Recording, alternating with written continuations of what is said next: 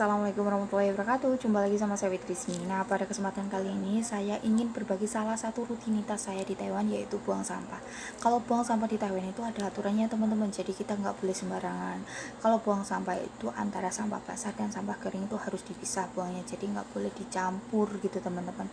Kalau kita ketahuan gitu, kita bisa dikasih peringatan, dan kalau kita melanggar lagi, kita bisa diberikan sanksi dan kita tidak diizinkan lagi untuk buang sampah gitu teman-teman. Nah, kali ini saya akan kasih tahu beberapa peraturan buang sampah di Taiwan, antara yang di perumahan dan di apartemen biasanya itu beda ya teman-teman, karena kalau di perumahan kayak gini kita buang sampahnya itu ada mobil bak sampah yang setiap hari datang gitu untuk menjemput sampah-sampah kita gitu teman-teman. Jadi kita buang sampah itu harus standby antara 5 menit atau 10 menit sebelum mobil bak sampahnya datang. Kalau kita kelewatan, kita bisa berabe ketinggalan gitu, jadi kita repot sendiri. Minimal kita harus standby, kita persiapkan dulu sebelum mobil bak sampahnya datang antara 5 menit atau 10 menit gitu ya. Jadi kita nanti nggak buru-buru, nggak ketinggalan gitu teman-teman, karena mobil bak sampah itu nggak semua tempat itu berhenti teman-teman. Berhentinya itu sesuai tempat yang sudah ditentukan, minimal ya antara jarak 100 meter atau 200 meter, sesuai dengan tempat yang sudah ditentukan tadi gitu. Jadi nggak semua tempat itu berhenti, kayak semacam bis itu ada haltenya sendiri gitu teman-teman. Nah, itu yang di perumahan untuk mobil bak sampahnya ya.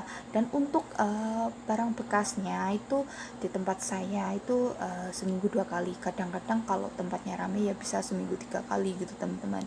Jadi untuk barang bekas kita kumpulkan dulu gitu, sesuai dengan jadwal hari yang sudah ditentukan, mobil barang bekasnya itu datang kapan gitu. Biasanya tuh kita kumpulkan dulu, kita taruh di kantong, boleh dicampur entah itu barang bekas apa aja, seperti barang-barang yang sudah rusak gitu, ataupun kertas, ataupun majalah, ataupun bekas maksudnya bungkus-bungkus makanan yang maksudnya masih bisa didaur ulang itu, kita bisa buang di barang bekas gitu. Karena kalau nanti kita sudah kumpulkan jadi satu, kita buangnya gitu sekalian, ada petugasnya sendiri yang mau misah-misahin gitu. Jadi itu untuk yang di perumahan gitu ya teman-teman. Dan biasanya itu libur itu ada jadwalnya seminggu sekali, kadang-kadang tempat besar ya ada seminggu 2 kali gitu teman-teman. Biasanya kalau di kota-kota besar itu malah mobil bak sampahnya itu biasanya datang 2 kali antara sore dan malam hari, karena mungkin penduduknya lebih padat, jadi sampahnya biasanya kan lebih banyak gitu ya teman-teman. Dan itu untuk yang di perumahan ya. Dan kalau yang di apartemen itu bebas, mau buang sampahnya itu bebas, kecuali hari libur gitu ya. Kalau mau buang pagi, mau buang siang, mau buang malam itu bisa saja, karena nggak perlu ketinggalan mobil sampah, karena ada ruangannya sendiri gitu teman-teman. Itu kalau yang di apartemen ataupun di kondominium. Itu kalau yang untuk sampah basah dan sampah keringnya juga ada tempatnya sendiri-sendiri, kita nggak bisa buang sembarangan, harus dipisah juga. Terus untuk barang bekasnya itu biasanya sebelahan, ada ruangannya sendiri.